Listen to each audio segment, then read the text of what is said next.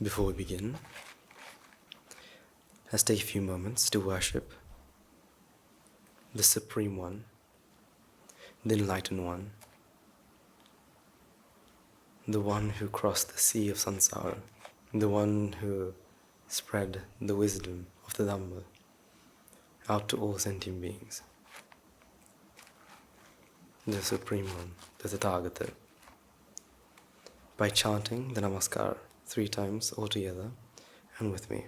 Namo tassa bhagavato arahato samma sambuddhassa. Namo tassa bhagavato arahato samma sambuddhassa.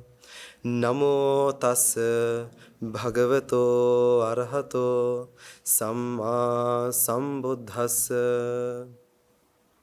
So I would like to start today off by talking a bit about what's going to happen on the 10th. So this month, on the 10th, in about a week or so, our monastery will be holding the invitation to the rain retreat. Now, this invitation is one of the most meritorious things. Now, every single week we talk about this, something that's one of the most meritorious things. But I really do mean this, because for those of you who may not know, Haiden monks every year will observe 3 months of rain retreat, where they stay in the monastery and not allowed to leave the gates for more than 6 days. But if they leave, they normally have to come before nightfall.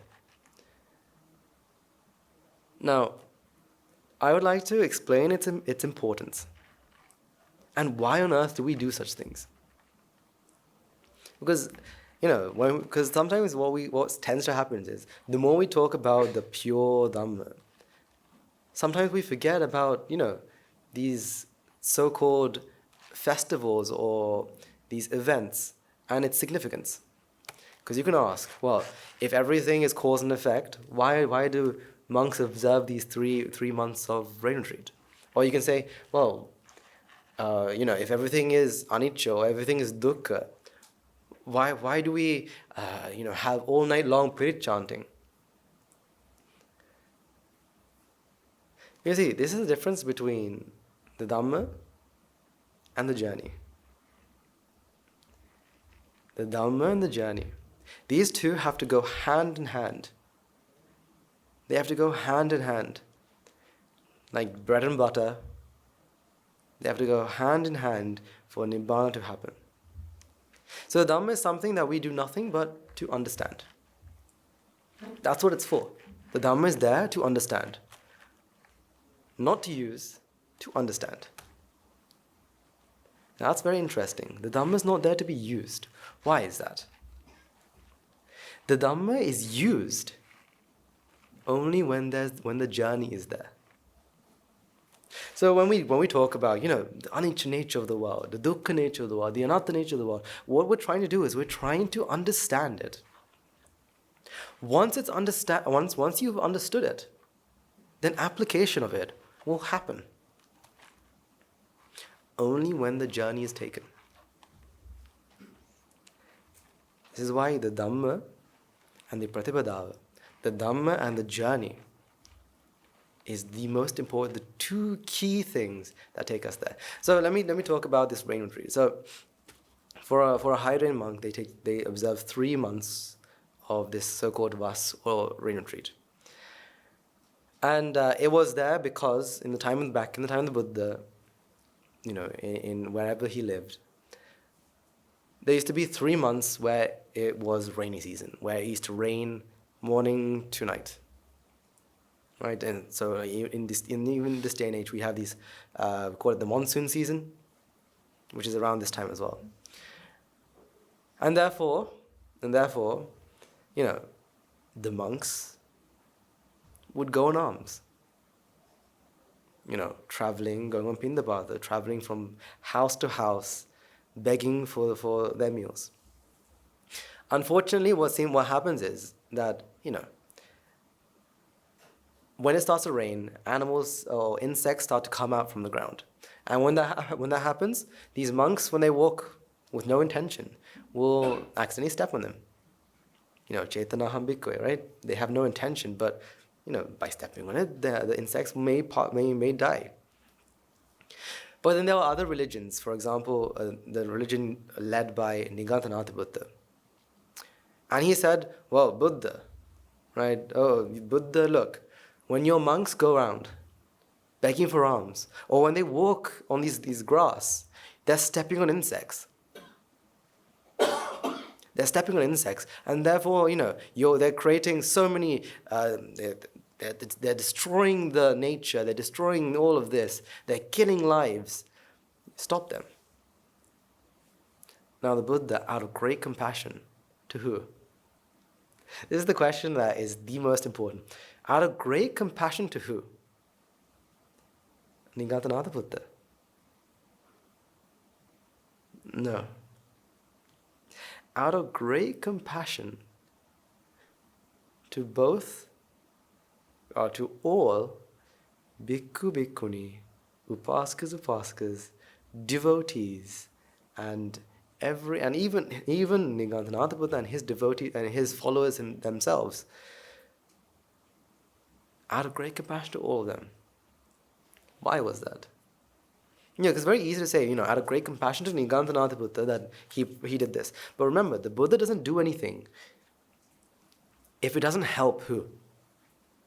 The Buddha will never do anything unless it helps someone attain what? Nibbana. So if the Buddha was to smile, it was to do what? To show someone the path to Nibbana. So everything he does is for Nibbana. So he says, okay, from today forth, in the rainy season, all monks have to reside in a temple, monastery, or so-and-so for 3 months. And he places out rules. Who did it benefit? Who did it benefit? Putting out this rain retreat, who did it benefit? Number one, it benefited the monks, the bhikkhus, bhikkhu, bhikkhunis. Because they can no longer go around, preaching the Dhamma. Because unlike today, there was no cars. So they had to walk from place to place. Therefore, they couldn't travel far and wide, so people had to come to them. Therefore, they stopped going around, preaching the Dhamma, begging for alms. Therefore, they could spend more time doing what? Practicing the path. That's why in the stories, the number of arahants will always increase in these 3 months periods. Number two, it benefits the devotees. Because now they have the time. They come and invite. So on the 10th you'll do this. You'll come and invite the Swaminatha and say, Swaminatha, for the next 3 months, stay in the monastery. We'll provide you with the full requisites. Practice the path and preach us the Dhamma. Practice the path and preach us what you practice for your benefit and for us. And therefore, now devotees also get a benefit. Because why? Now they're providing the Mahasangha with the 4 requisites. Shelter, alms, robes, and medicines. The 4 things that the body actually needs. They provide. And when they provide it, what happens is what? They gain immense amount of merits. And by the end of the day, when they get preached the Dhamma, because of all the merits they accumulate, what happens? They understand Dhamma and they start their journey to Nibbana as well. That's why in the 3 months period, the number of Sotapannas also increase. So who did the Buddha do this for? For Nigantanatha Buddha, right? Because they're stepping on animals, stepping on these bugs, these insects. We have to stop them from stepping on these insects. Therefore, I now prescribe this rain retreat. He did it for everyone. Remember that. This is why this is one of the most meritorious time periods. These 3 months, where the bhikkhu, bhikkhunis, upasakas have honed in on this idea that we have to do what? Practice the path. They can no longer go out. And just in case anyone is wondering, if there are monks who are unable to come in the 3 months, they are able to observe what we call pasuvas, or later rain retreat, invitation rain retreat, which basically means if they get permission from the monk in charge of the place, they're able to stay 1 month extra outside. Just in case anyone wanted to know. So these are not the Dhamma. As you can see, there was no anicca dukkha anatta in that. But it is filled with what? Anicca dukkha anatta. It doesn't have anicca dukkha anatta in it, but it's filled with it. Because in this time period, because if you look at the timeline of the monastery, great things happen in these 3 months. Great things happen in these 3 months. If I remember correctly, the initiation of the Nyaya Sakachas, the discussions of the doctrine, started in these 3 months. And so much more. So these 3 months is a very significant time. So on the 10th, you are inviting these monks to stay. Stay and observe. Stay and practice. Accumulate as much merits as you possibly. Using the merits that you've accumulated, practice the path. Go further and help us as well. So I really wanted to take this time to remind you of this merit, because I believe it's one of the most meritorious. Because you are asking not for anything, but for another person, another mind to continue, to go forth, to take the next step. And we have very lucky anagarikas who can spend the 2 months, anagarikas as well, anagarikas and anagarikas, who can spend the 2 months very close to the Mahasangha, the monks, the bhikkhu bhikkhunis, able to help them when they need to be helped, provide them with the 4 requisites. I think they're the luckiest. Right? Especially even our Sila Shravikas as well.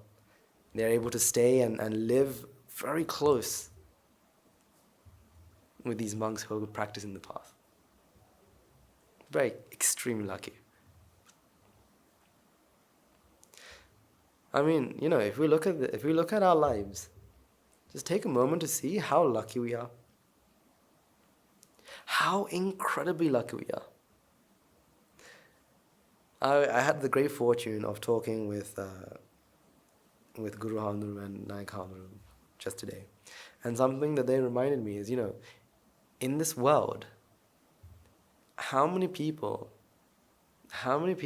are actually, going to, at the very least, going to go and have a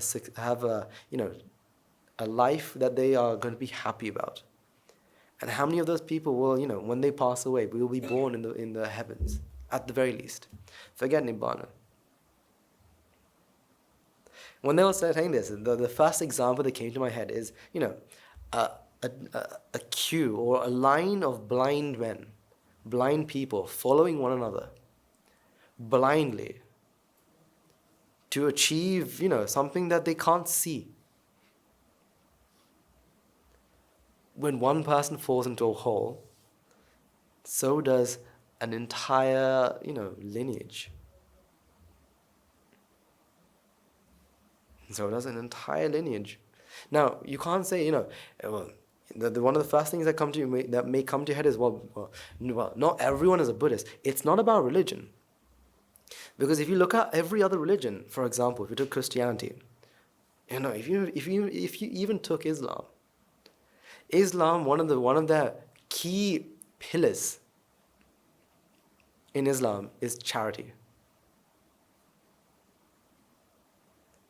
In Christianity, they say, love thy neighbor as oneself. Help one another. However, how many of those people actually listen, open their ears, and do? We live in a time where everyone is very materialistic. They want things. In this day and age, things are the most valuable. More than kindness, things. How can I accumulate more money? Not how can I accumulate more merit. How can I accumulate more money? How can I get a bigger house? Not how can I lend a person a shelter. How can I, eat the biggest, the most expensive meal, then thinking, how can I share my meal with others? We've turned to an era where we're not thinking about other people, rather we're thinking about ourselves. That we don't want to give to another person. Instead, we want to give as much as we can to ourselves. And so the blind man will lead the next one into the same pits that he fell into. The blind man will lead the next one into the same pits he's fallen into. This is what life is. Come, do this to be happy, do that to be happy. Come and become a millionaire. Children these days, children, adults, everyone, money is on their mind. And that's all they have. How can I get more money? How can I become more rich? And so they pass it down to their predecessors. I tried very hard to be happy, and I tried to get as much money as I possibly can. When I got the small amount of money I was happy. So you do the same. Leading them by falsehood. Showing them a false dream. It's very funny, right? That you see these repeat in history as well. So, for example, back almost 100, maybe even to this day, people do have, in America they have this so-called this American dream, where they have this certain sort of house, where they have a certain sort of life, and they say, if I used to achieve that dream, I will be happy. And so when America went through that Great Depression, where, many of them had fallen into debt, what kept them going, what kept them trying as hard as they can to earn the amount of money they possibly could, was that dream. The dream of the American dream. So a father would tell his son, son, have this dream. Have this sort of house and you'll be happy. Have this sort of lifestyle and you'll be happy. And so the son now gets the idea that, okay, to be happy, I need to have this. And the blind man will lead the next one into the same pits he's fallen into.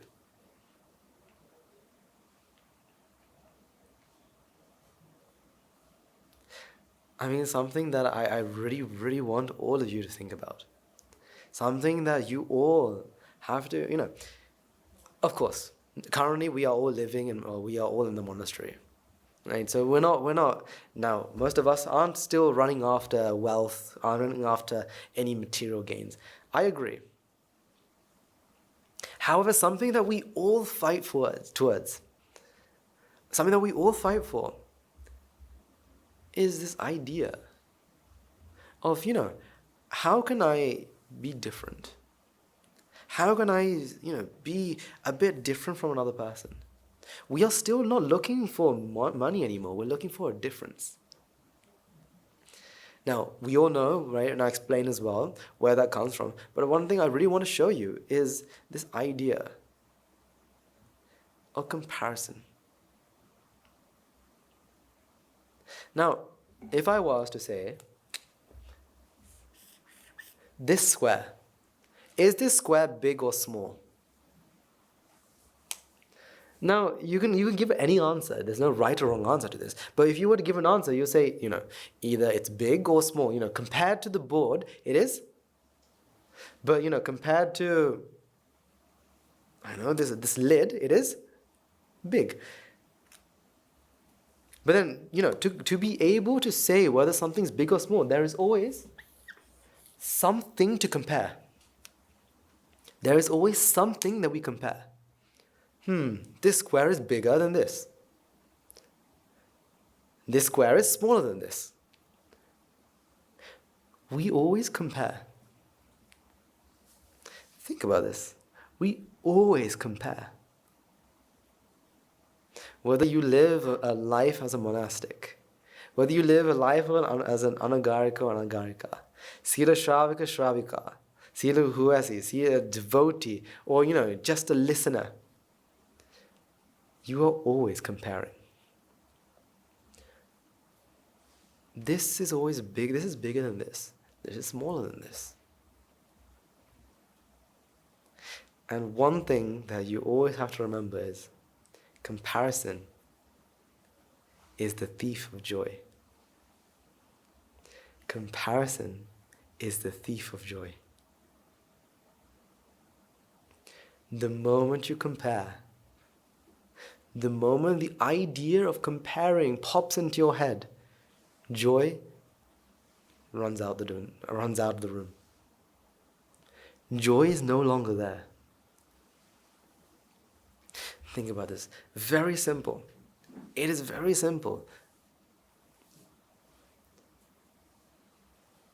Most of you today are wearing a patkada. I mean, almost 90% of us. Don't you compare your patkadas in the very smallest way. One patkada has a patch on it. My patkada is clean. Their patkada it's got a small patch on it. Now, for example, I think our monks and anagarikas are very lucky. We have red patkadas, right? So if there's some sort of dirt, red, contrast, you can't see it as much. But for anagarikas, sila shravikas, you've got white ones or very light ones. Therefore, a small speck of dust, you can see very clearly. But don't you compare? The moment you compare, the moment you think of this idea of comparison, what happens is you think, okay, my one is bigger, my one is smaller. But even though you may still feel a joy or a small bit of joy thinking that, my one is clean. But for that joy to happen, remember, if there's any sort of joy involved, what has to be there beforehand? If any joy is involved, what has to be there beforehand? For every time you have pleasure, you always have to have what? Vexation, pressure.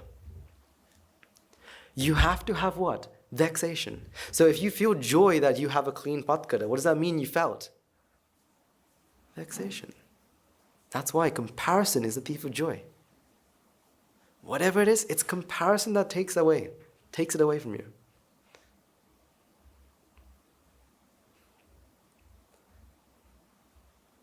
Now, let's take another example.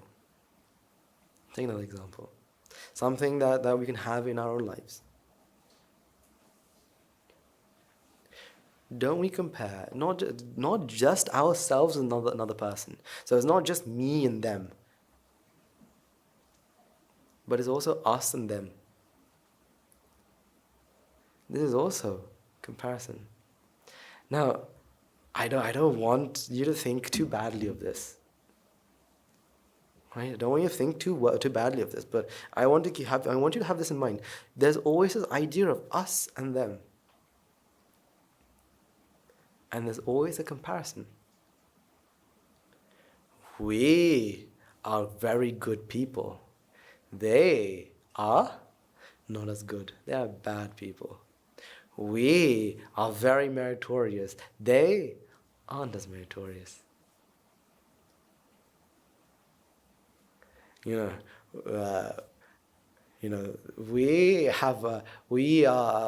have the same opportunities as the anagarikas. Or we don't have the same opportunities as the anagarikas. It's always us and them. So see, comparison can come in many ways. Either it can come with you and another person, it could be us and them. Now, the problem with this idea of us and them is that, luckily, very luckily, we are all connected in some sort of way. But in other ways, so, there are many other stories that you can take that, this idea of us and them can create massive rifts, can destroy, places, can destroy people. I think I may have shared the story before, but I want to re-share the story again. Is that I think back in the past, if I remember correctly, it was somewhere in Europe. In a small town, there was, a family of shoemakers. Now, this family used to work together to make shoes. And the small town only had one shoemaking shop. So everyone in this town would go to the shop and buy these shoes. But as time went on, the two children who used to work in the shoe shop, the shoemaker shop, they became older and they took more responsibilities. However, they were two brothers. Now, the thing about siblings is with siblings you always have what? Rivalry. So one sibling says, well, I'm the owner of the shop. The other sibling says, no, I'm the owner of the shop. And that rift broke the two siblings apart. Now, instead of having one shoe shop, there was two. Now this feud grew. This small feud grew to the extent that these two shops were now what? Against each other. But remember, anger can never can never extinguish anger. Anger will always grow when anger is present. So then this anger spread. Slowly, the entire town became us and them. Only a certain group of people will be wearing these sort of shoes. Only a certain group of people will be wearing these sort of shoes. Then they would never talk amongst themselves. So, for now we'll say red shoes and blue shoes. Right? The red shoes will never talk with the blue shoes. The blue shoes will never talk with the red shoes. All because of what? Because this idea of us and them. It got, I think the entire town got to the point where red shoes, people who wore red shoes, will not have any associations, have any business, will never marry anyone with blue shoes. Because of this idea of us and them. Us and them. No, this us and them is not just there, it's in our lives. We always have this feeling of us and them. We are this group. I mean, this idea of grouping. See, society needs this. I cannot say that we can live without this grouping. No, society needs to be grouped. We have this, right? That's why we have, children, we have teens, we have elderly, we have middle age, and each of them have this us and them. That's okay. But what we have to remember is this us and them is what causes this comparison. We have better things. They have worse things. We have better things. They have worse things. And so there's also this comparison amongst us and them. But also, you compare not just individuals, not just group-wise, but you also compare time-wise. You also compare time-wise. I just today morning I had a cup of tea. But the person who made the tea forgot to wash the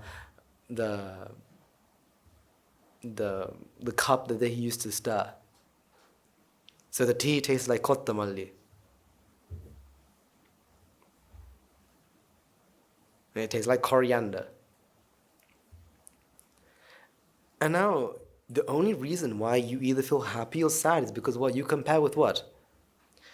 Previously, when I had this This is what it tastes like. Now, it doesn't taste the same. It tastes better or worse. I mean, do you know how hard it is to make a tea that satisfies a group of people? The other day, I had the opportunity of trying to make some milk tea. Trust me, I am not the best at making it, but I had an opportunity to do it. And something that I found out is, what I like, many other people do not like.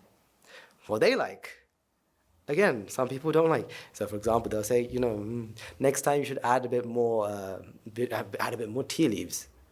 I asked next person, no, it was okay, but you should add a bit more milk. I asked next person, actually, it was actually very good, but if you add a bit more sugar, you'll be fine. I asked 3 different people, they give me 3 different opinions. You asked me, it was okay. So if I was to make something to try to satisfy each and every one of you today, I will have to make, say, 20, 30, 40 batches of tea individually. And asking you individually, how much tea leaves do you want? How many grams of tea leaves? How many milliliters of milk? How many granules of sugar would you require, dear sir, madam? Because you always compare with your past. Now, it's not just the past you compare with. Because you can say, well, the past, it's something that's happened. Sometimes you compare with the future. Do you not?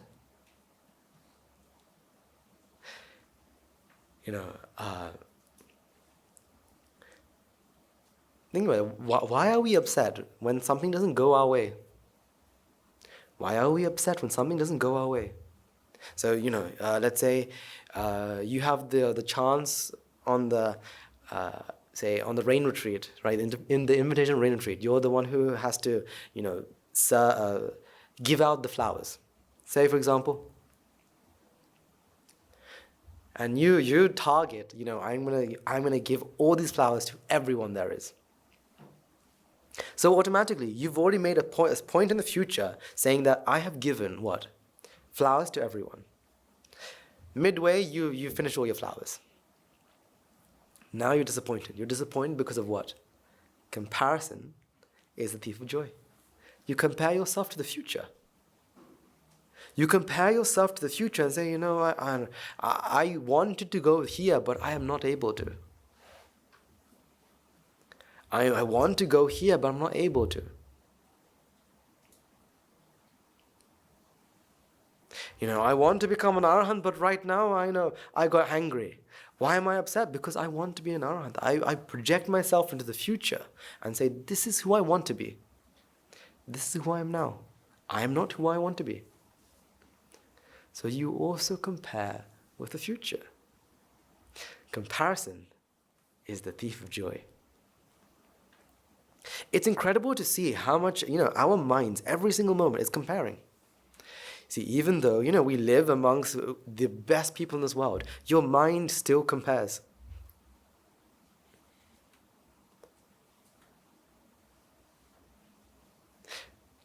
This is why, this is imagine someone gets appreciated. In the back of our mind, sometimes we feel what? A bit, why wasn't I appreciated? Because why? Comparison. You're comparing. You're comparing with what someone else has got. Like I said, it's a blind man leading the blind into the same pits. I mean, that's what we teach our children as well. We teach our children the exact same thing. I mean, it's not something that we need to teach. Thanks to our ignorance, it's there, inbuilt inside of us. But instead, we also teach it to our children. Buddha, you have to be the first in class. Improve your handwriting. Simple as improve your handwriting. What are you doing? You're teaching them to do what? Compare. Look at your handwriting. No one can read it. But look at your friend's handwriting. It looks like gems. Mutu kehto age. Comparison. We've been taught to compare. So individual, group-wise, future, past, we compare every single time. Now, where does this idea of comparison come from? Where does the comparison come from? Why do we want to compare? What purpose is there to compare? Because remember, everything in life, there has to be a reason. Nothing just pops out of the blue. There's always reasons for whatever has happened. So why do we have comparison? Where does it come from? Comparison comes from the idea that, me, if I want to be happy, I need to be able to judge where I am. I need to judge at what level have I achieved. So for example, let's say you earn the salary of, say, £50 an hour. Oh, hold up, let's do it. Do it more Sri Lankan.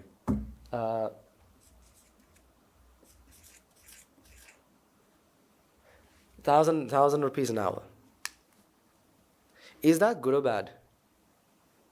Is that good or bad?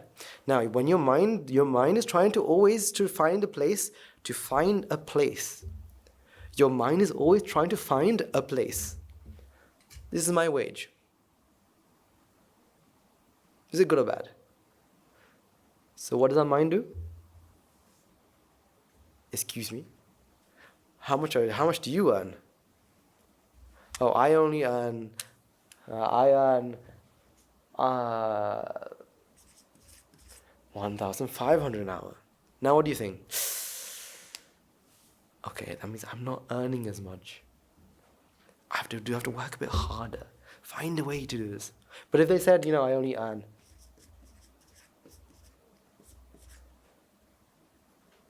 $7.50 an hour. Now what? Actually, I'm very proud of myself. Because why? I earned more than this person. Because, remember, comparison is there because of jati. Because, you want to place yourself somewhere. Where? Somewhere. At the very least, just go back to the time when you were in school. Were you a good student? When I ask that question, what's the first thing you do? You're comparing. Yes, I was a good student. Compared to the rest of my classmates, and I was a good student. But if I asked, were you a bad student? Now you're comparing and you say, I wasn't a bad student, or I was a bad student. Now you're comparing. Because you want to place yourself somewhere. Out of all of us in this room, who's the most intelligent? Now we're comparing. I think I'm more intelligent than this person, but less intelligent than that person. And now you're rating yourself, giving yourself a rate, right? Giving yourself a number. Why? Because you want to place yourself somewhere. You belong somewhere. That's the belief that you have. You have the belief that you belong somewhere. I belong here, therefore I must be X, Y, or Z. To find that out, you need to compare. Is this square big or small? Compared to this, it's small. Because we need to compare. To give this an idea, you have to compare.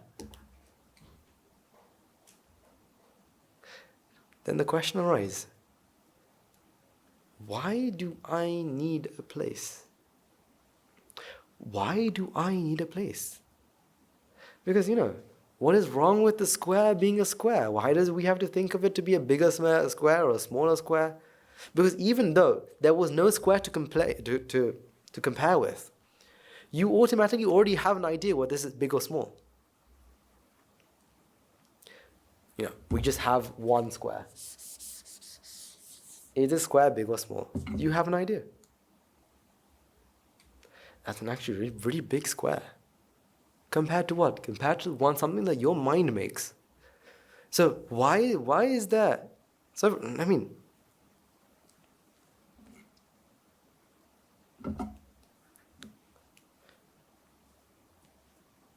which color is the best? Or what color should I use to draw my next square? Automatically, you're comparing. Blue, he's used blue already. Black, he's used black already. Red, he's used red already. Maybe, green. Still comparing because you're looking for, a place, something to put it. Something to give it some sort of difference. So, the question is, why do you need to place? Why do you need to place? You need to place. Why? It's very simple. Comparison happens because this idea of, being able to place something somewhere. The only reason you have that need is because you have something to place.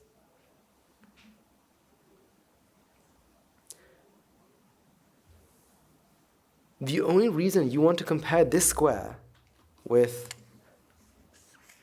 this square is because you see what? Two separate squares.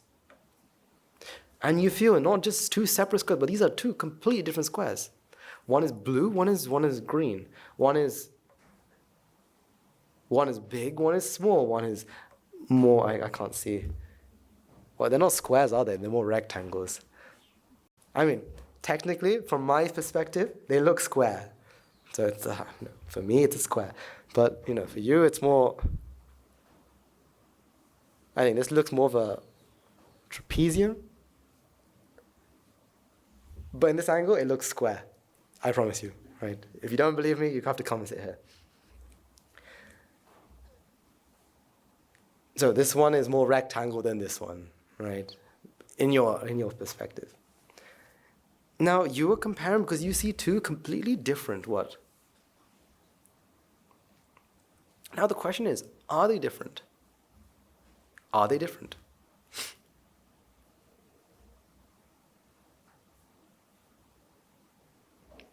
I mean, by the look of it, of course it is. When you look at it, of course it is. But let's take it and break it down.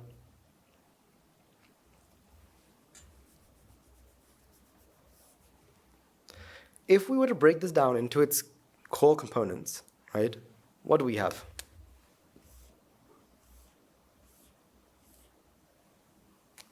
And break this down, we have. Now we can no longer say whether one's a square, one is a trapezium, one is a rectangle. We can't say that because they're all now what? Lines.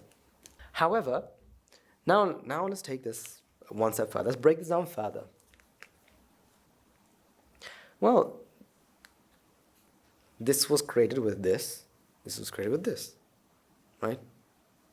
This was created with this. This was created with that. So now we can't say about height anymore because the fundamentals are both pens. Break it further, and we can say, well, the color of green and the color of green, the color of blue, that is both created where? Where are they both created? Outside your eyes. This has no color. Only when they enters your brain and goes through the optic nerve, optic nerve, and goes to the brain, and the brain sends it to the mind, does the mind say, oh, it's green. It's blue. Only once it enters the mind does it realize these two colors. But outside, these two things are exactly the same. They are exactly the same. So this idea of comparison is based or built on this flawed foundation, or almost a building with no foundation. That's why once you start to see it for what it truly is, all you have to do is go, and the building, this massive skyscraper, collapses. Because there's no real idea behind which one is greater than this. Is this bigger or smaller? I mean, now, Don't get me wrong. There is, conventionally, there is a difference. I mean, if we were to take a ruler and measure it out and looked at its perimeter and area, we can say, yeah, these two are different. However, we feel that these are different when they come from the exact same thing. We feel they're different when they come from the exact same thing. So where does this idea of comparison come from? How can we compare? I mean,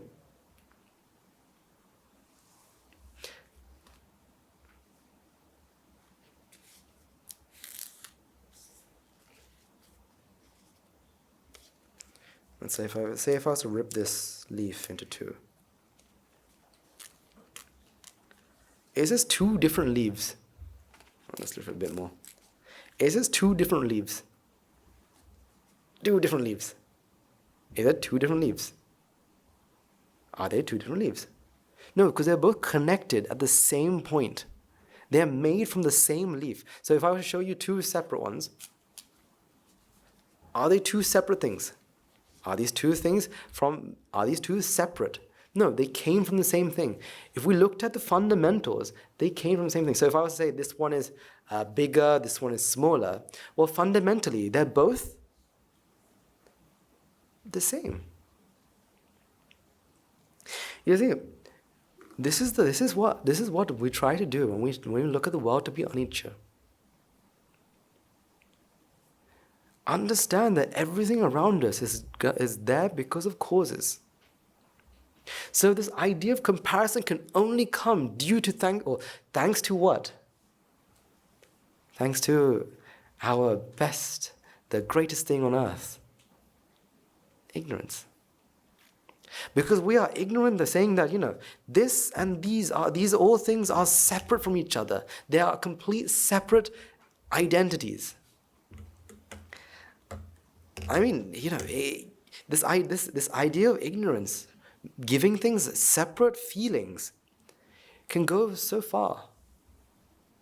So something that I talked with some of our monks the other day is that, in some traditions, they'll give certain things names. So they'll give, this pen will have a certain name, this will have a certain name, because they feel that each and every one of these are separate. Each and every one of these have a separate identity, have a soul. And therefore, this has its own name. I'm going to name this one Greg. I'm going to name this one Bloom. And this one Bag. And they're going to name each and every one of these because they feel these to be separate, to have a separate identity. But in reality, they all come from where? They all come from the same thing.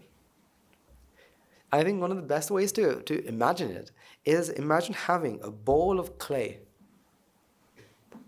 A massive ball of clay. And I give you parts of this clay and I say, make whatever you want.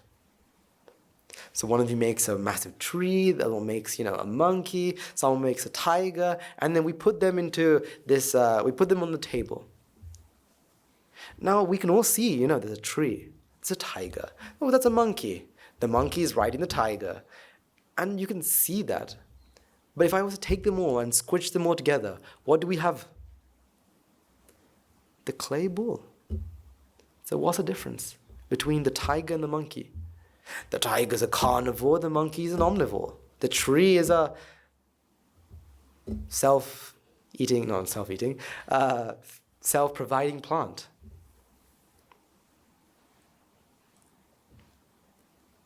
So what is the difference?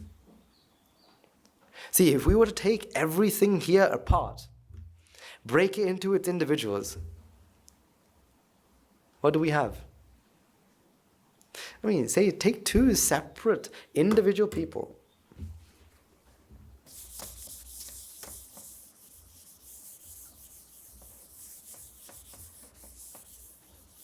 Let's take two separate people, right? Let's say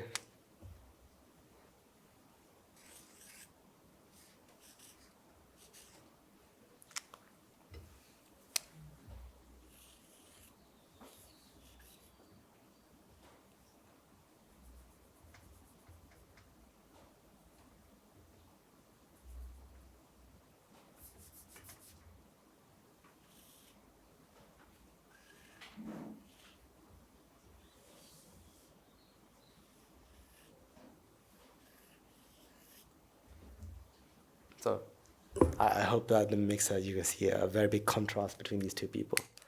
One of them is small and skinny, the other one is big and tall and horizontally blessed. I mean, this looks stupid.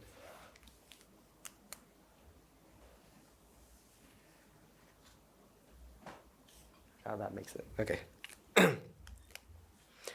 Now, if we have two completely separate people,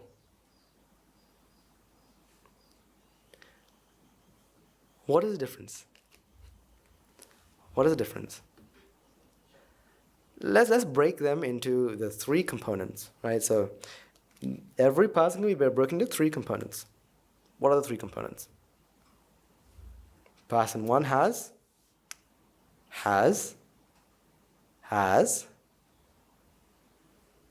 a body, has a mind, and has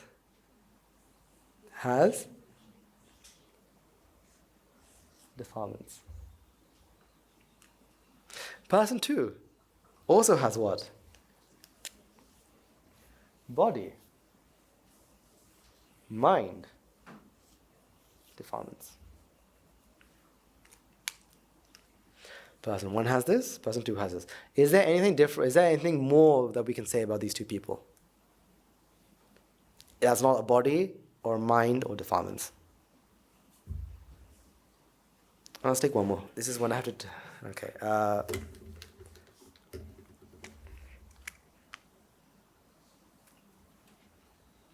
Let's try this.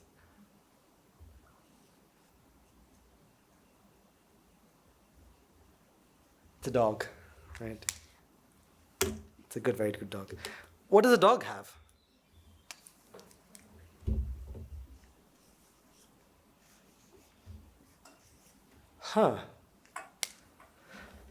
So person one, person two, and my amazing dog all have three things. Three things and no more. A body, a mind, and defilements. So let's start off by talking about which one? Let's start off by talking about body because that's the first one there. So we can see three different bodies here. So we'll actually, A, B, and D. Right. Person A has a very thin, skinny, short body. Person B has a very big, fat body, tall body. And D has 4 legs and a head and a tail. Body-wise, what you can see is a difference. How different is that difference? How much of it is different?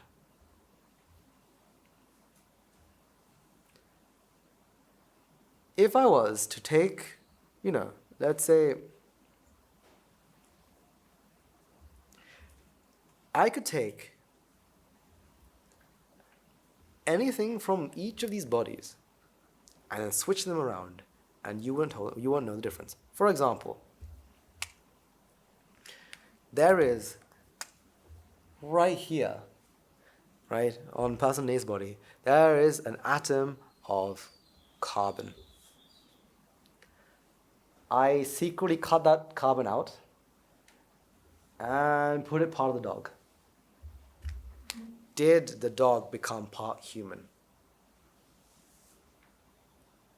Did the dog become part human?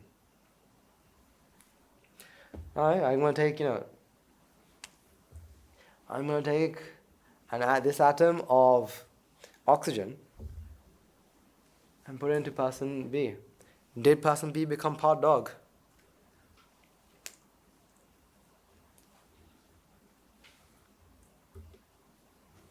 Alright, let's change animal.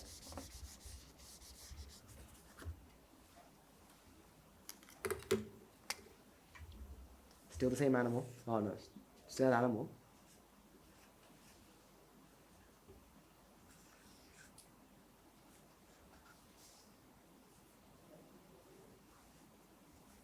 It's a pig. It looks more like a pig than the dog did, didn't it? Yeah. The drawing becomes better. Let's say Person B has a heart condition. Right, has a heart condition.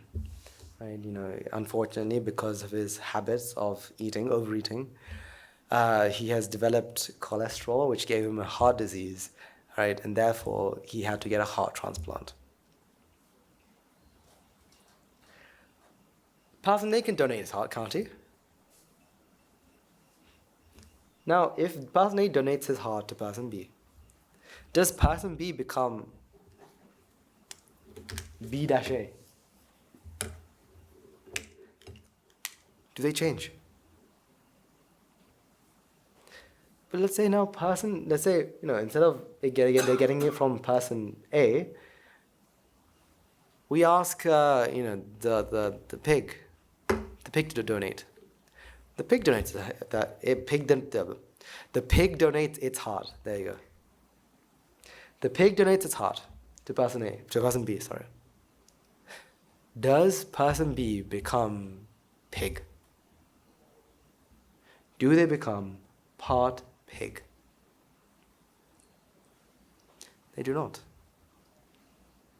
Because these three things are made from the same clay. Each of these are made from the same atoms. Carbon, oxygen, nitrogen, X, Y, Z. They're made from the same thing. I mean, if you looked at person A and person B, not quite sure with the pig, but you can find so many similarities with their DNA, because the DNA is what makes us so-called unique. There are so many, similarities. Technically, your DNA is made from 4 basic, you call them nucleic acid. A, G, C, T. That's it. That's what makes you. Whether you're A or B, whether you're D, you're made from the same things. But yeah, you feel that I'm person A, or I'm person B, or I used to be, in my previous life I was D. No, P. I was P. In my previous life I was P. Now I'm person A. But if you looked at it, the body-wise, these 3 things are what? The exact same. Made from the same what? Made from the same what? Same clay. It's like you're making clay and you're making 3 different bodies here. At the end of the day, you can squish them all together and take back what? Clay. I mean, person A has to eat food, has to consume food. Person B also has to what? P has to do what? Has to eat food. Person A excretes. Person B excretes.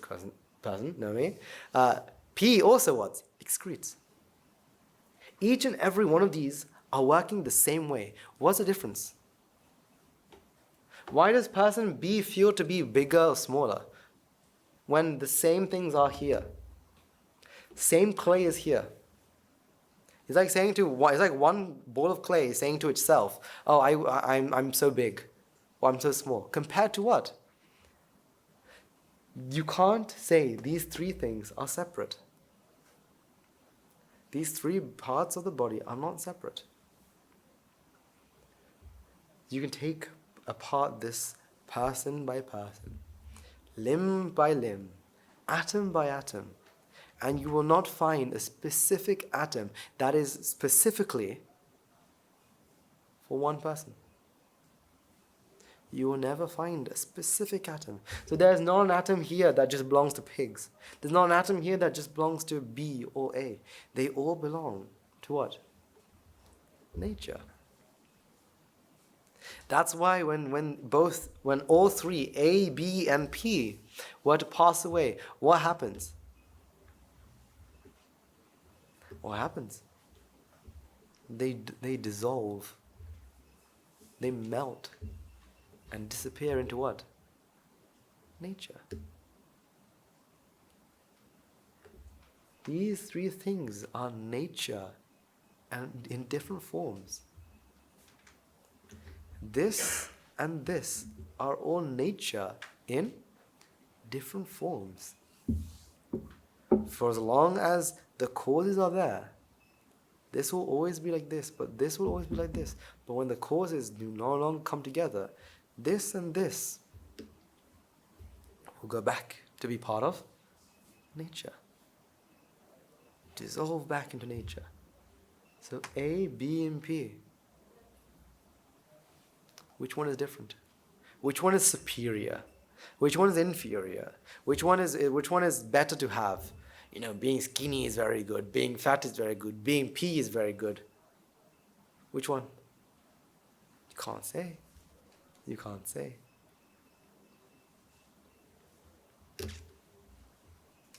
So, body is the same. There is nothing different in the body. Now, we'll skip mind for now and go to defilements. This is very interesting. Defilements. Your ignorance is yours, isn't it? It's because of my ignorance am I here, because of my ignorance am I, still not an arahant yet because of my ignorance, right? It's because of ignorance. Because of your defilements, I still have my defilements, therefore that's what makes me, right? At the end of the day, your mind finds something to grab onto, something to hold on to say, this is who I am. Defilements is where it can go. I am my defilements. I am my defilements.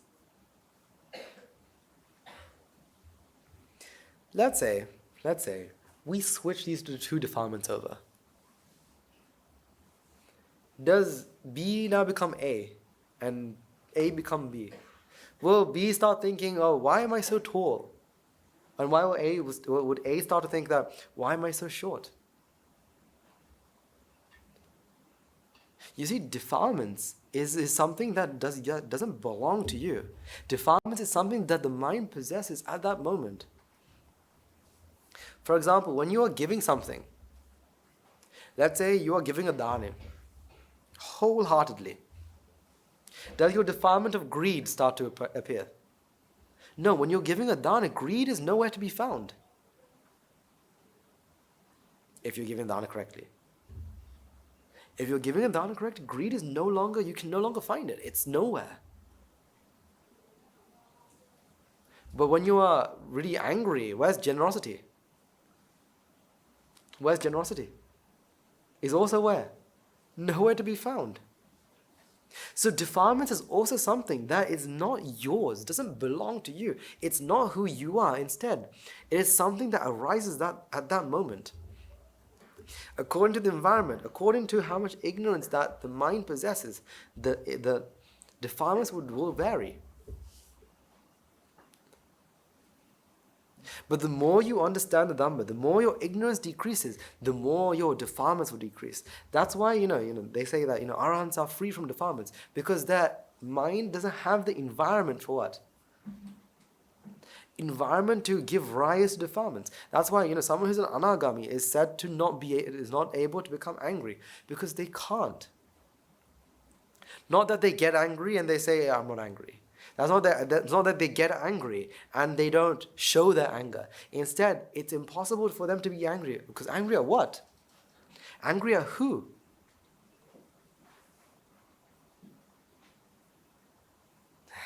The Buddha tells Sariputta Maharata, Sariputta, I have a headache, go preach. Do you think Sariputta says, why is he always choosing me? But I'm an arahant, so I'm going to have to pretend. Of course, Lord Buddha, let me go and preach. No, instead he thinks, okay. If that is what is needed of me, of course. He is incapable of what? He does not have the environment for what? Anger. It's like, you can't have fire come out of anywhere unless there's the environment. So, how you have, I think last year and somewhere this year as well, we had massive forest fires. What is a forest fire? A forest fire is when the conditions in a forest is right, then there's a possibility of a fire. When can you ever have, a fire in space?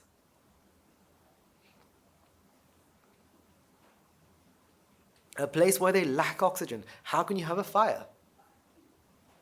Unless you have an oxidization agent or whatnot. If there's no oxygen, how can you have fire? You cannot. So it's like, a mind of someone who's an anagami is no longer flammable. It doesn't have the quality of flammable because the conditions aren't there. Instead, anything. So defilements is something that can only arise at that moment. So, this is why, you can't label anyone here. Person B always gets angry. Do they? Do they? Tell me one person you know who's always angry. Person A always falls asleep. Do they?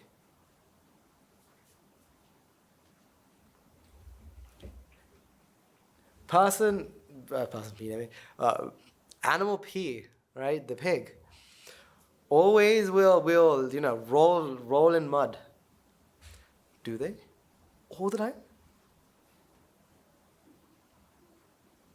So even when P is sleeping, does it still roll in mud? No, it's not like that. At that moment, at that very moment, they will act in some sort of way. So defilement isn't something that belongs to you. I think that's one of the best things. The best things about this, the defilements you own isn't yours. Defilements you own isn't yours.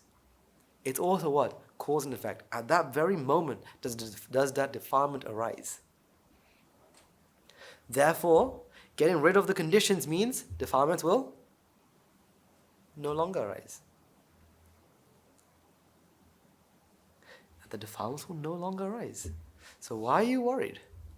Yesterday I got really angry. So what? That was yesterday. Tomorrow, I have to give a speech in front of all my fellow Sita Shravikas. So what? That's tomorrow. That's tomorrow. The past is the past. The conditions were there and therefore it arose. So let's say yesterday you felt desire. So what? Let's say yesterday you got angry. So what? That was yesterday. What about this moment? Are you angry at this moment? If so, you have the Dhamma. Do you feel desire at this moment? If so, you have the Dhamma. If you feel ego at this moment, you have what? The Dhamma.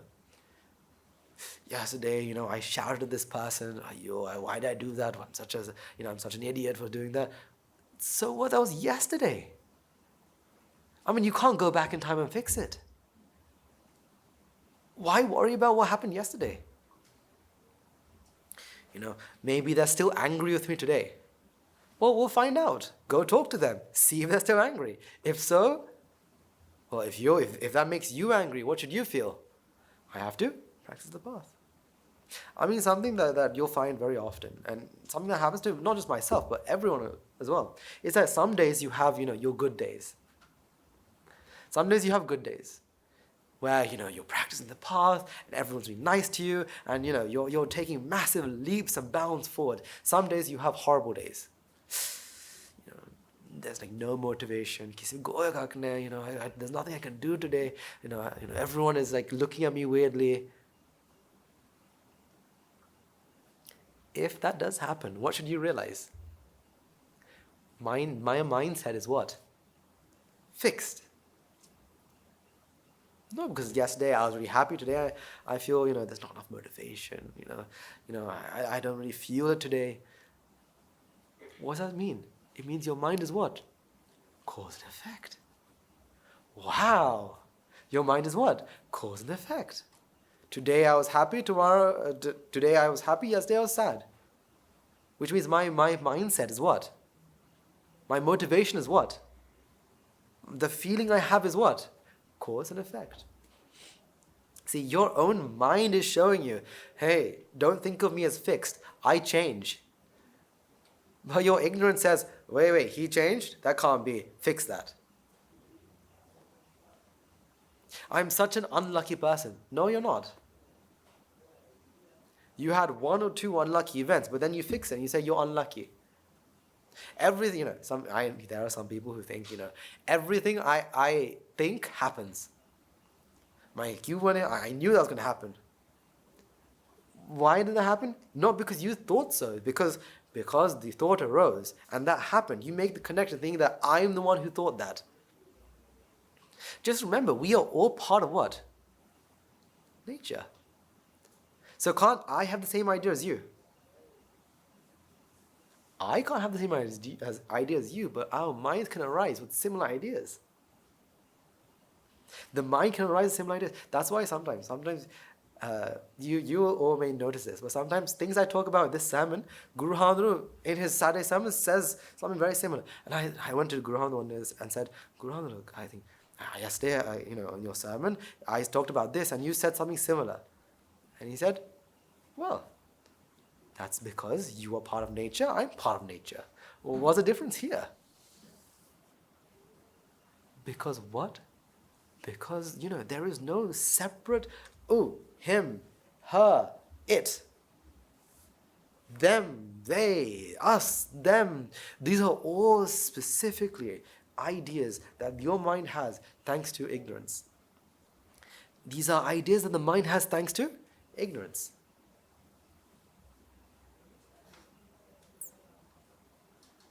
Ideas are not yours.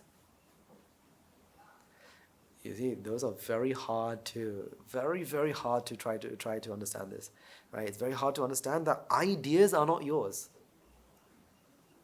I thought that was going to happen. Of course, you thought so. No, the thought arose, but you just claimed it to be yours.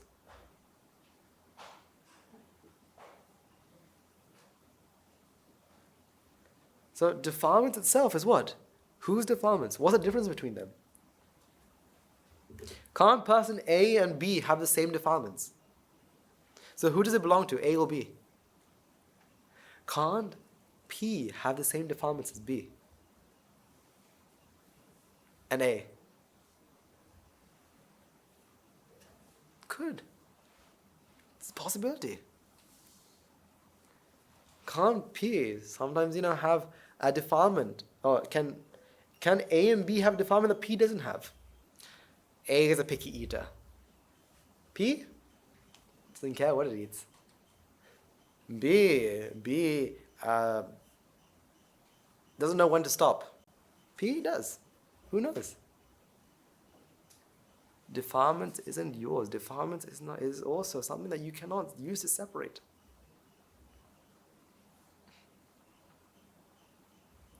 That leaves us with the mind. What is different between the mind of A, the mind of B, the mind of C, or mind of P? What's the difference?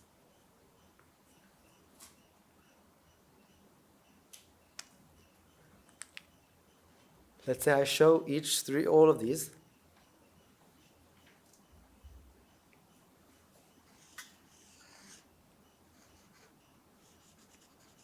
I show all of these the same fruit. What's the difference between A, B, and P? Each mind will arise seeing.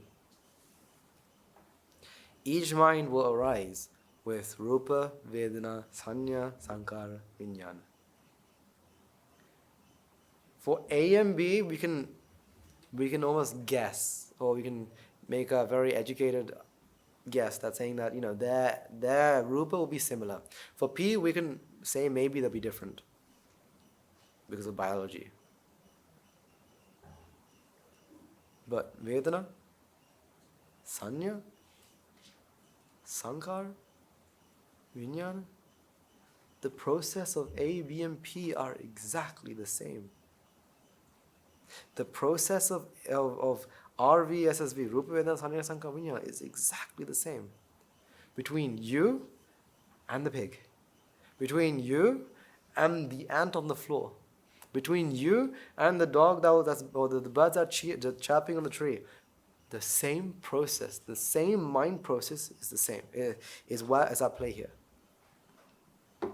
the same mind process.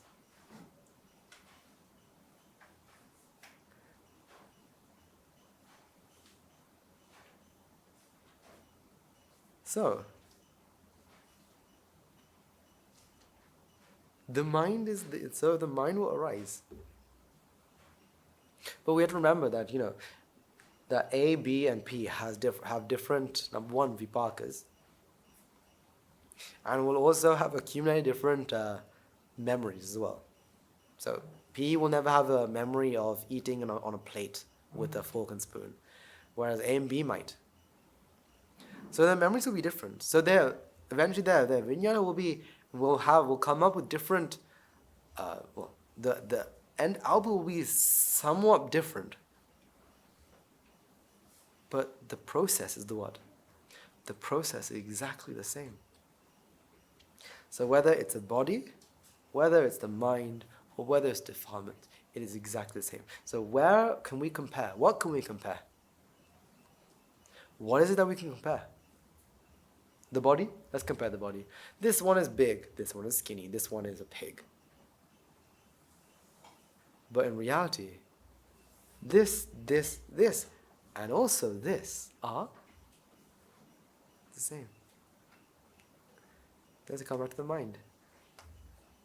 The mind, the minding energy. What's the difference between A, B, and P? The minding energy is also what? The same. So, if that is so, how can I like person A, not like person B, and kill P? How can I do that? If the body, the mind, and defilements cannot be separated, how can I like one person, dislike another, and kill another? How can you do that? This is why, once you understand this, you don't need to observe the precept, Panatipata Veramani. Why? Because you don't have the need to hurt, to kill. Because you realize they are all the what? Same. If you understand there's no difference in all of these, how can you go and think, when everyone is turned around, I'm going to steal this? When you understand there's nothing separate, why do you need to observe?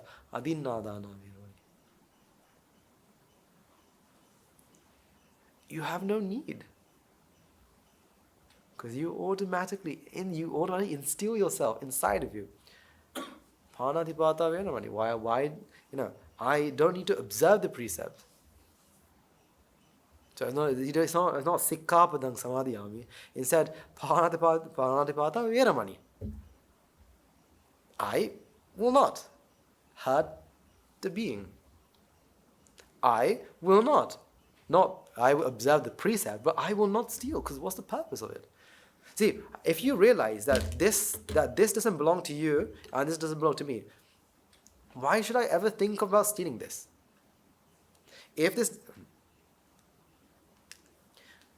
Let's say you are you're next to a river. Would you ever steal a cup of water? No, because you know that the river doesn't belong to anyone. So if I need to use the water, what can I do? Take a glass of water. Same thing here. When you realize that nothing is separate here, that nothing belongs to me or you, now why would you go around and steal something from someone? When you know that it doesn't belong to anyone. Therefore, you don't have the stealing mindset. So it's not Veramani Sikkhapadam Samadhyam, it's Adinadana Veramani.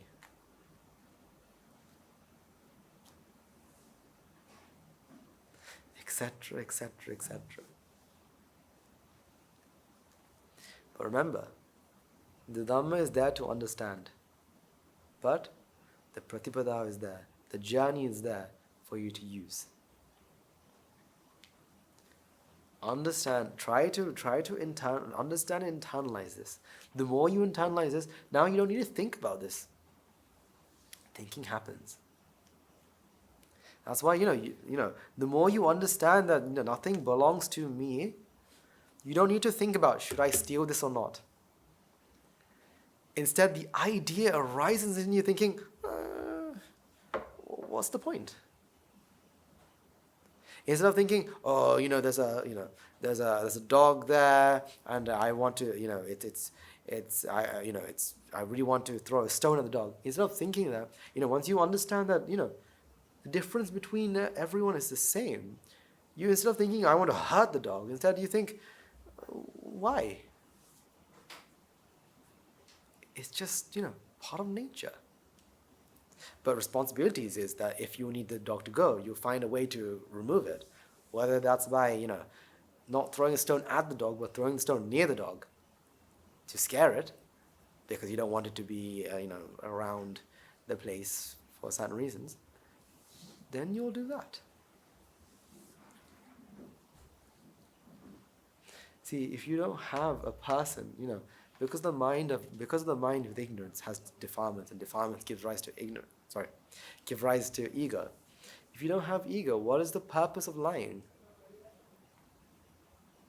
Because why do you lie? To protect ego. Once you realize that ego is a falsehood, that ego is a lie, why are you trying to protect a ghost?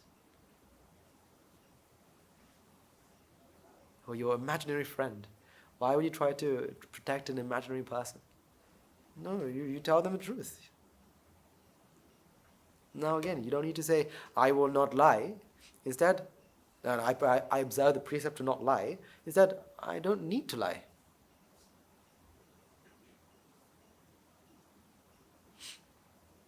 This is why the 5 precepts are so important. It's not the Dhamma, but it's a journey. Because only if you observe the 5 precepts, do you stop yourself from doing the 10 unwholesome deeds. By stopping yourself from doing 10 unwholesome deeds, you're drawing good vipakas. By drawing good vipakas, you're drawing the Dhamma. You're not just drawing the Dhamma, you're drawing the journey as well. That's why the Pratipada is really important. That's why, you have to step out of whatever you believe that you have put yourself into a comfort zone. You have to step out of it. Every single one of us today have made a comfort zone. A place where they say, this is what I like. This is what I want to do. This is who I am. This is the one thing that will stop you from doing whatever you want to do.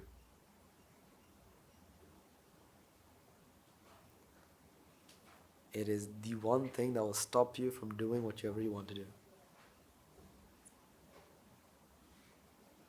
Because your comfort zone is the opposite of Pratipada, is the opposite of your journey. If you have a comfort zone, your journey is not, you're not doing the journey. You're not walking on the path. You're not practicing. You see, your comfort zone can vary. You may enjoy, say for example, you enjoy, your teachers say, go and chant Buddha Guna every day. Your comfort zone can actually grow and say, you know what, I like doing Buddha Guna every day. So when your teacher says, actually, I will stop today. But, I know, Buddha Guna, it's a very meritorious deed, right? Like, I should continue to do it. Because now you've grown your comfort zone around that as well. I'm someone who normally would say, sweep this area. So when someone else does it, well, you shouldn't have this feeling of, this is my responsibility. Because already you can grow your comfort zone. Your comfort zone can grow and reach anywhere. Things that you used to hate can become things that you now like. For example, let's say, right, in our monastery, we have everything in one plate, right? In the beginning, it was hard. How am I supposed to eat papaya and rice? The beginning. Now, Now it's anything. Papaya, yogurt, curd, anything. But let's say you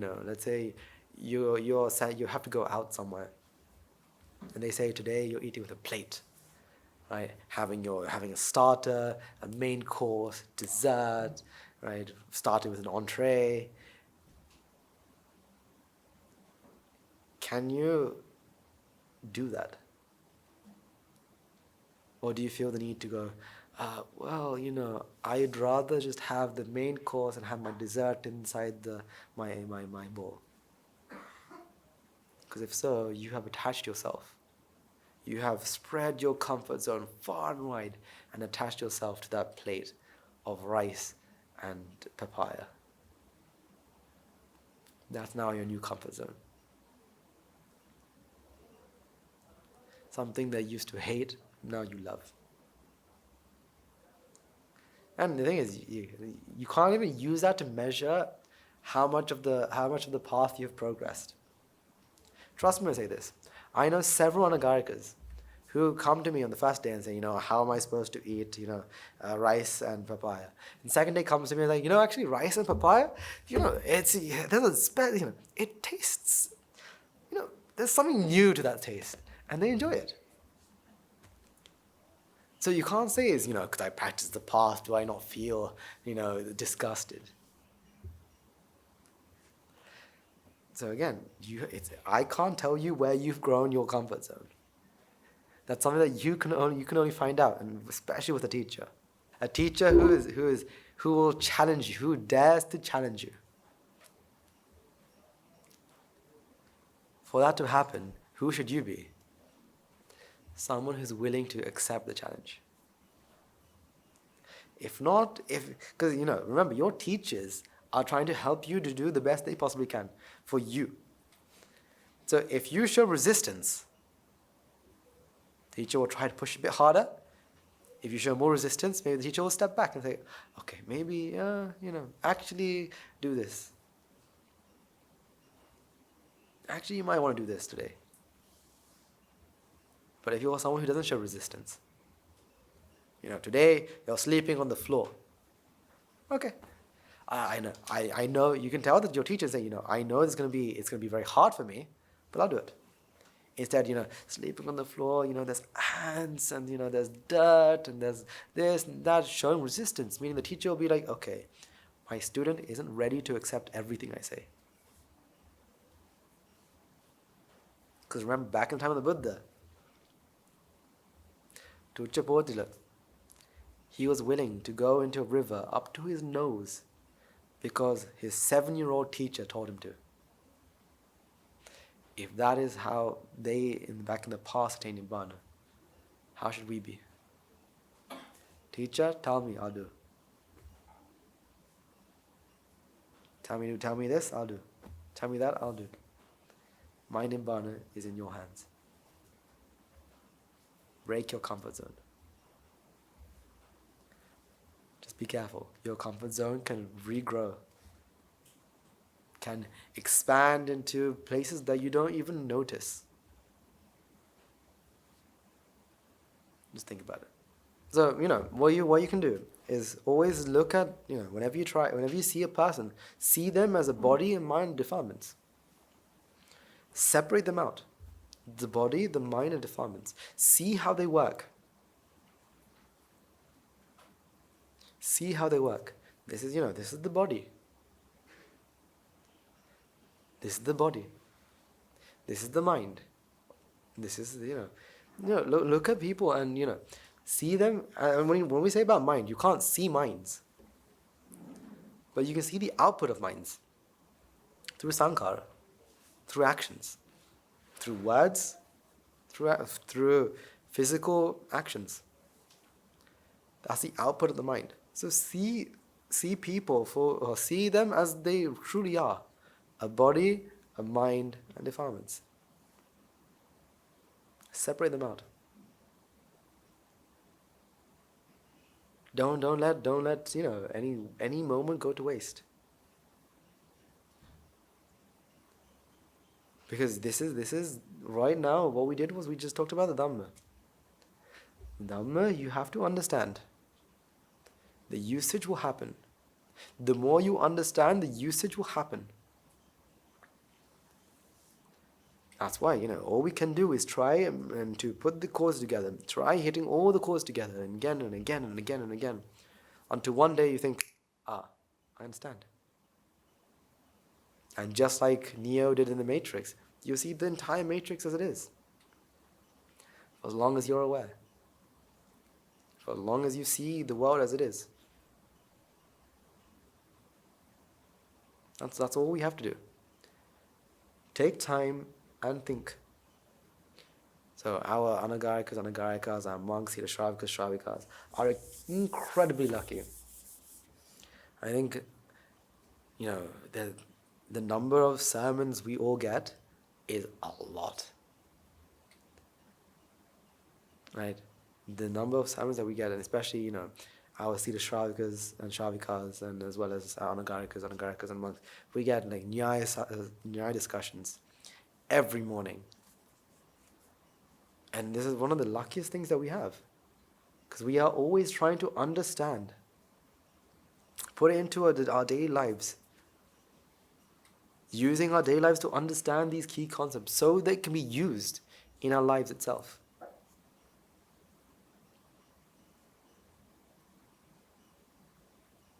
That's all we have to do. It's not hard, but it's hard. It's not hard, but it's very hard. You're going against the flow of your mind, your normal mind. You're going upstream. Just have to paddle a bit harder. That's all you have to do. Right. Okay. So again, I'd like to remind you that on the 10th, we do have the invitation to the rain retreats. If you can, it's something that I would highly advise you all to join. Some of you have a choice, some of you don't have a choice. So those of you who have a choice, I highly advise you. Those of you who don't have a choice, well, you don't have a choice anyway. So you're going to have to be there. But take the opportunity. Take the opportunity.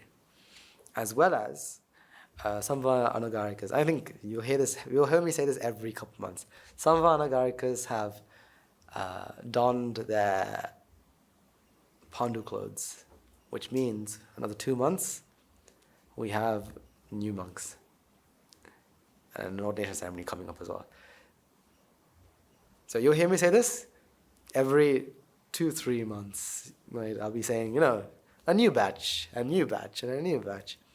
Because I want to tell you all because, you're part of the family. Right? So those of you who are in the family, those of you who listen regularly online, they're still part of the family. So they should know that we have a new batch of Pandu Palas Mahatyas, people wearing the Pandu clothes, meaning that they are the next in line to be ordained. So another reminder is that we have our discussions at 12:30. 12:30 here. 12:30 in the library. Again, it's a good chance. It's a very good chance to be able to talk with some of our monks to clarify these things. Because to this day, I do the same thing. After a sermon, I will go to some monks and just talk with them to explain what I understood and what they understood about what I heard in a sermon or what they heard in a sermon. Because, one ear is one thing, but having a group of people hearing the same thing and understanding similar things, very, very useful. So we do have that, so please do join that. Let's take a moment to transfer all the merits required by making offerings to the infinite virtues of the Noble Triple Gem, chanting Pirit, listen Dharma, engaging in various meritorious deeds. Today, so first and foremost, let's remind ourselves how incredibly fortunate we are to be in receipt of Buddhist teachings. And with immense gratitude, let's transfer the merits to the Bhikshu Bhikshunis, Upasikas, who since time immemorial have protected and preserved the sublime teaching of the Buddha and passed it down to the generation of a noble lineage in the form of the Tripitaka, which is thankfully available to us today to study, to understand, to comprehend Dhamma. This all taking one chance of merits we all required to all the members of the Mahasangha present throughout the world, including all chief police or chapters, who have dedicated their lives to the noble path and committed themselves to the betterment of all sentient beings. Let's not forget, among them will be the monks and nuns resident in local temples and nunneries, who have always been by your side through thick and thin, come rain or shine. Let's always take a moment, transfer merits to Guru Sandanse, as well as the other monks resident in the monastery, as well as anagarikas attached to the monastery. Let's always take a moment, transfer merits and express our gratitude to those who made great efforts to disseminate the teaching of the Buddha, be that by translating sermons, sharing them with others, inviting others to join them. May the power of the merits, if any of them have been born in the wealth plains, may they redeem themselves in born in this plane. May by the power of the merits, may they abstain from unmeritorious deeds, fulfill the meritorious deeds, fulfill the noble eightfold path, and attain the supreme bliss of Nibbana. Sadhu, sadhu, sadhu. Let's take a moment to transfer merits that we require to our devotees, friends of the monastery, who for sake of merits continue to sustain the Mahasangha. This includes every one of you who have contributed to the construction of the monastery, to those of you who provide the Mahasangha with shelter, alms, robes, medicines, as well as those who pass in their acts and their well wishes. May the power of the merits, may they abstain from unmeritorious deeds, fulfill the meritorious deeds, fulfill the noble eightfold path, and attain the supreme bliss of Nibbana. Sadhu, sadhu, sadhu. Let's also take a moment to transfer merits to our mothers, fathers, husbands and wives, brothers, sisters, sons, daughters, grandparents, uncles, aunts, cousins, nephews, nieces, our elders, friends and acquaintances, employees, and to all those who have helped us, support us, assist us in any shape or form. By the power of these merits, may they be healed of any physical, mental ailments. May they overcome any obstacles in their spiritual progress. May they abstain from unmeritorious deeds, fulfill the meritorious deeds, fulfill the noble eightfold path, and attain the supreme bliss of Nibbana. Sadhu, sadhu, sadhu. There's also one chance of merits to Devas, Brahmas, spirits, demons, primarily the Sakadeva, as well as numerous gods and deities, who are committed to protect and fulfill the Sambuddhasasana. Let's transfer merits to our god and deities, who keep a watchful eye of us and keep us out of harm's way. May the power of the merits, may they prosper in divine power and wisdom. May they abstain from meritorious deeds, fulfill the meritorious deeds, fulfill the noble eightfold path, and attain the supreme bliss of Nibbana. Sadhu, sadhu, sadhu. This is all taking on transfer merits to our ancestors, who have predeceased us, to all that's been friends and family, and acquaintances in this long journey in samsara. Let's take a moment and transfer them to all those who have helped us, supported us, assisted us in any shape or form.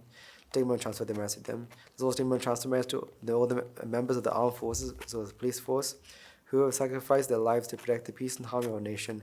May all those who lost life in the war be the friend of foe. Rejoice in the merits acquired today. Let's also take a moment and transfer merits to all those who lost their lives in natural calamities such as tsunamis, earthquakes, landslide, pandemics. Reminding ourselves among them will be those who have been friends and family to us in this long journey in samsara. May the power of these merits, if any of them have been born in the woeful plains, may they redeem themselves in born in bliss plane. May by the power of the merits, may they abstain from unmeritorious deeds, fulfill the meritorious deeds, fulfill the noble eightfold path, and attain the supreme bliss of Nibbana. Sadhu, sadhu, sadhu.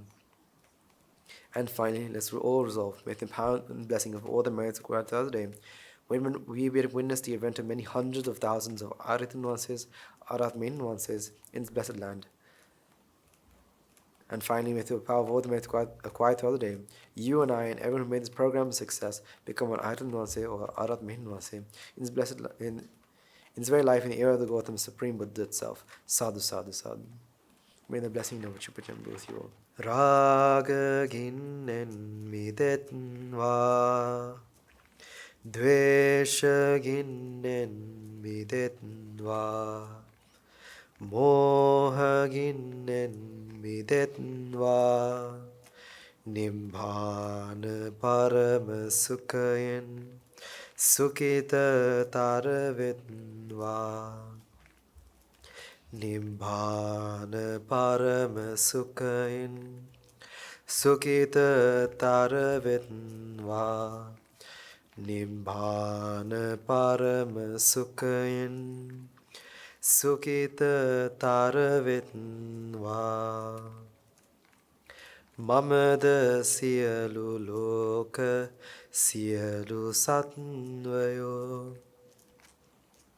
Nibbana parama sukhayan Sukhita taravetva Nibbana parama sukhayan Sukhita taravetva Nibbana parama sukhayan Sukhita taravetva Raga kini niveva Dvesha gini niveva Moha gini niveva Nivan sap labeva.